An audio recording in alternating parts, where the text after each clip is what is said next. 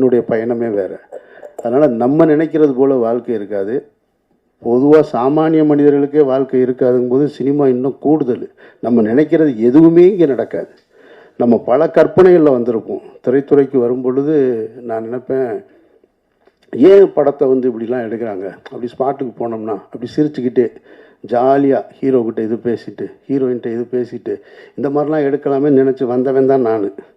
கடைசியில் வந்தால் யாருக்கிட்டையுமே பேசுகிறதில்ல, கேமராமேன்ட்ட கூட பேசக்கூட முடியாத ஒரு சூழல். இங்கே அந்த வேகம், அந்த அந்த அந்த கால் சீட்டுன்ற சொல்கிறது, அந்த நேரம், 150 பேரை மேனேஜ் பண்ணுறது, இதில் போய் சிரிக்கிறதுக்கு, பேசுகிறதுக்கு, விளையாடுறதுக்கு எதுக்குமே எனக்கு நேரம் இல்லை. நான் என்னை அப்படி மாற்றிக்கிட்டேன்.